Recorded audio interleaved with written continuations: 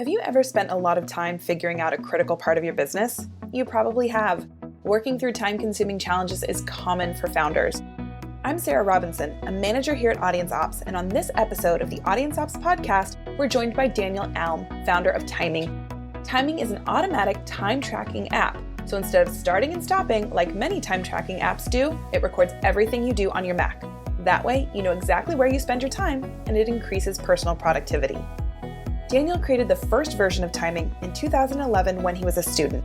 He started working on it full-time in 2016 and launched an all-new version in mid-2017. Timing is a downloadable product, not a subscription. Since it's an app you purchase once, there's less recurring revenue, but Timing is at a point where sales are constant month over month. Daniel is the founder and developer, and aside from working with Audience Ops for content, he handles everything else that pertains to his business. On this episode, he shares what it's like to be the solo founder and developer in a niche software product, how his main marketing focus has been and continues to be content marketing, and a few key tips for founders when it comes to growing your company. Stick around. Daniel, thank you so much for joining us on the podcast. Thanks, Sarah, for having me. Well, let's jump right in. What is the latest milestone that Timing has hit that you're excited about? Could be anything. What's been going on?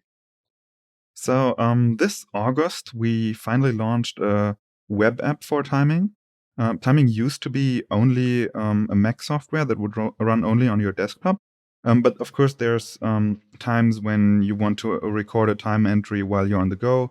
For example, while you're in a meeting with a client, or thinking about whatever your client about your client's project, anything like that. And so far, we had to tell our customers, just create a calendar entry for that, and we will import the calendar entry for you. But now people can just download the web app onto their phones, and then they just can hit start and stop on their phone to quickly record like offline time that hasn't happened on their Mac. And they can, of course, also record tasks retroactively. And another thing that is unlocking for us is also connecting with other applications, because it's not as easy to get times out of your Mac or data out of your Mac. But now with the Zapier app, we have also created with the web app, we've also created a Zapier integration. So now you can send your timing data to hundreds of other services, and the other way around also send data into Timing. For example, automatically create projects inside Timing when you create them in your task management system of choice. I love that. Your app is all about, productivity. You have this product that helps us be more productive, and we don't have to start and stop. So it makes complete sense that you would make that applicable basically anywhere. And I know especially for someone like me who's a freelancer and on the go, it's just so great to be able to still get your time tracked when you're on your phone and not have to make it a clunky process or remember to do it later. So I think that's a fantastic development that I'm sure everyone really appreciates that you've added in. Exactly. It's all about reducing friction. And on the phone, we even automatically show you the tasks that you've most recently started, so you can immediately resume them again. So there's just one less click to worry about. Yeah, I love that. So let's talk about being a niche software product. What has your experience been like as a founder and developer of a downloadable software? Yeah, good question. So I think it's not that different from like software as a service. You develop the software yourself. Release cycles are a bit longer because you just can't update your app live 10 times a day. But I still get to reap the rewards of being an independent developer and a solo founder. So I can work from anywhere, and I can work whenever I want, and also decide what to work on myself. So I love that part about being an independent developer. Absolutely. And I'm sure along the way, you've had some interesting experiences and some challenges. So share about something that's sort of memorable for you that sticks out along this journey. Yeah, so there was one particular challenge that I had after I built Timing 2 in 2017. Back then, I already knew that I wanted to add sync capability to the app at some point. But building a sync into an app is a really challenging problem because you really want to make sure that you don't lose your users' data, and also that you don't like end up in an inconsistent state where one of your devices would show one thing and another device would show another thing. And that was definitely a very challenging problem. And I spent essentially a few years thinking about it here and there. And then at one point, I figured I had a good enough understanding of the problem space that I could start and try and work on it. And it did take me half a year of concentrated working on just that problem to fix it or to get this solved. But the result has been very well received. Like the users are very happy about how the sync work. Like it's very reliable. Like your data is just everywhere all the time, and there are no hiccups. And solving this really tough problem gave me the confidence that other problems might also be hard and they take time. But no matter what it is, I should be able to solve them. Like there's nothing that's just so complicated that I cannot build it. And the sync, of course, also unlocked building the web app in this year, because without the sync, you would not be able to use a web app with timing as well. So that's unlocked a lot of things for me. Wow. And so, yeah, so that was a long time spent on something very important and critical in the business. And it's you in this company. Did you bring anyone on to help you figure that out? Or was it just you kind of tinkering away and figuring out how to make it work? So once I finally had an idea where I thought could work, um, I had a video call with a developer that I'm friends with, who is actually an expert in developing sync systems, just to have him like sanity check whether my approach would be sound or whether there would be any hidden pitfalls that I might have forgotten about, because this is a very large problem space. So I might as well just have forgotten about something that could bite me later on. And Right. sync is also the thing that you want to do well and get right in the first time. Like you don't want to have to mess around too much with that. So I had that call and like essentially a consultation with that developer. And after that, I started working. I had to change a lot of the architecture in the app and, of course, build a service for the syncing as well. But after about half a year, it was finally done and working well, luckily. Wow, that's great that you pushed yourself to get through that and brought in an expert to kind of consult along the way. I can see where that would really boost your confidence moving forward, that you can handle other activities related to your product. That's exciting. Yeah, it definitely helped. Well, let's shift gears a little bit. Let's talk about marketing. So, what sort of marketing are you currently doing that's working for you? So these days, I'm not doing too much marketing myself. I'm, of course, still making sure that timing is ranking well in search engines and that people can find us through, like, yeah, through Google search, for example. And we are also getting a lot of customers through word of mouth. And besides that, it's mostly content marketing these days. Okay, great. So, yeah, let's talk about that. How does content fit into your marketing plan? So timing can be quite a complex app. So having someone who can explain to the users how specific features work or what the app is all about, and like how you can get more productive with it and how you can use it the most effectively is very important with a complex app like that. And that's definitely a topic where audience ops with their content have helped us a lot. That's great.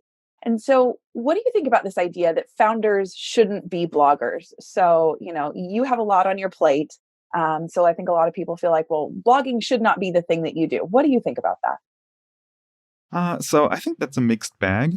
There are still very technical aspects of timing that I want to write about myself because I'm the person who's most familiar with the app. For example, I still write the my release notes for new versions of the app and the post to accompany those myself, as well as send out the newsletter about these new versions. But for your regular everyday articles, like either be it more high level, less intricate articles about timing or about related topics, such as productivity and time tracking and freelancing. These are things that I'm very happy to offload because I think I can put my thoughts down if I need to, and I do with the release notes articles. But it's not something that I particularly enjoy. So having someone who can take that off my plate is actually something that I very much appreciate. I see. So it sounds like it was fairly easy for you to let go of kind of those pieces that someone else could take over because you don't necessarily enjoy the writing, but it was important to hold on to the more technical aspects that you understand so well because of your role in the company. Exactly. And with audience ops, what also works very well is providing them with notes on like particular points to highlight in the articles. And these are, I'm happy that I can rely on those points being talked about in the article so that I'm sure that the article is going in the direction that I want. Absolutely. Well, we always love when our founders get involved and can share exactly what they envision for the piece because that just helps our writers really give you something that hits on exactly what you want. So let's back up a little. What actually prompted you to start thinking about getting outside help when it came to the content production? So I had been hearing about that thing called content marketing for a while, and writing all these articles, but with um,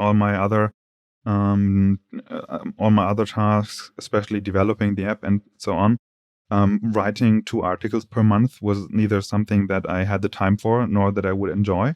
So looking into that had been on my plate for a while. And I think in 2017 at MicroConf Europe, I met a freelancer who I then hired to do the first batches of articles for me. Like she would write articles for me on a retainer. And I think after about a year, she wanted to move on and suspend her business for a while anyway. So that was no longer an option. And at that point, I decided to give Audience Ops a go. Before that, I had thought that they were an agency, so they wouldn't give me as high as a quality as like somebody who could work with personally. But quite the opposite has been actually the case. I would say that the quality of the audience ops articles and the work they do for me and the consistency is actually much higher than working just with a single freelancer. So I'm very happy that they can take much more off my plate now. Well, good. Well, we're happy we can do that for you. Was there anything else you noticed shifting from a single freelancer to working with audience ops? Any other changes or benefits that you saw from shifting from a solo person to more of a company who's backing you? So I would say the most important one would be definitely that I had to do less micromanaging. Like I can just rely on an article being prepared every 2 weeks for me and being published automatically, like put into WordPress with the tweets being prepared, the newsletter being prepared. So I still take a look at the end at the final product, but I don't need to guide the process through. If I don't want to, don't even have to come up with article ideas. I still like to provide the ones that are important to me, but overall, there's much less involvement required from me. Good. Which I think is probably, it's nice, right? It can feel a little maybe hard or scary for some founders to let go of it. And for you, it was kind of nice to let go of it. And then once you do, you realize, okay, this can run and I don't have to be as involved in this piece that's so Exactly. critical to my business, but I don't really have the time to do.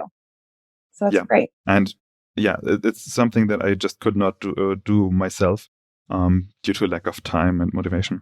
Yeah, well, especially since your business focuses on productivity, you need to know where to put your time. It's important that you do the things, your productivity is focused on the areas that are most important to your business that you can really focus on. So, since you've worked with audience ops, what sort of benefits have you seen or noticed? So the most important one would be definitely the saved time with audience ops just providing the content for me and me being able to offload that to them. I also enjoy and appreciate having content ready for about 1 newsletter per month, just so to stay engaged with my customers and to stay on their mind. So those would be the most important ones, I would say. Great. And for you, why do you think it's so important to continue to focus on content creation? Do you think this is something that is worth continuing to spend time and energy and resources on, even though it's not you doing it, by continuing to outsource? Is this something that will still be important, do you think? Yeah. So I have no reason at all to quit content marketing. It's going well, and having an up to date blog with recent content, I think is very important. For example, this summer, Apple has announced screen time for Mac, which is their time tracking feature for Macs. And there were rumors about that already in April. So at that point, I already decided that I wanted to try and own that topic SEO wise. So back in April already, we started preparing some topics of screen time, both for iOS with a guide for iOS, but also for Mac once that would be ready, so that we could cover the topic in a lot of detail. And I think we had 3 articles about that in total. And I think things like that really help to strategically be present on the topics where you need to be. That's great. And you obviously already had content creation going. So you've already got that juice, that SEO. So now that you're adding in these other pieces, yeah, you're getting in there before the big guys do. That's exciting. So you said a little bit ago that you're not doing too much marketing. You don't spend a lot of energy there. You've got the content going. Is there a next phase of marketing for you? Do you see yourself doing more marketing for your product? Not right now. Like things are fairly stable right now, and they're going well. And I had experimented with paid ads, for example, before, and those have never really worked well for me. So I'm not too interested in trying that again. But I'm trying to move a bit up market and also become more attractive to agencies over time. So that would be less about marketing, but more about opening a new customer group, if you know what I mean. Yeah, absolutely. So for any founders who maybe are in a similar position who are looking to reach a new customer base, do you have any tips or ideas? I know this is something you're just getting started with, but any thoughts for our founders who are listening? So I think one thing that's really important about that is that the product actually needs to be there. It needs to be suitable for the new audience. So that means that you might not be able to get by with your existing feature set, but you might need to add a few features to the product so that your new customer group can take full advantage of it. Or maybe even you need to adjust your positioning a bit in terms of like who you want to market to, how you present yourself as like the ideal tool for X or for group of people Y. So these are things to keep in mind. That doesn't mean that you need to abandon your existing customer group. You could, for example, have additional landing pages for your new audience, or just in general try to address both groups at once. So this is something that can be added on top. But you probably need to do adjustments of your product. You can't just use the same product for a different purpose, if you know what I mean. Yeah, absolutely. Great tips. Thank you. Well, I'm guessing some of our listeners might like to increase their productivity and might have some interest in, you and your product and what you've shared. So where can our listeners find you? So you can find timing at timingapp.com.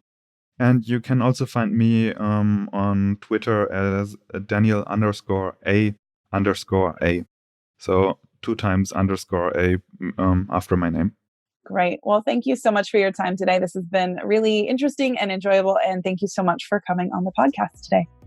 Thanks for having me. I'm really happy to have you as my content partner. We so appreciate that Daniel took the time to join us on the podcast and encourage you to check out Timing if you're looking for an easy-to-use productivity tool. If you're interested in learning more about done-for-you content, check us out at audienceops.com.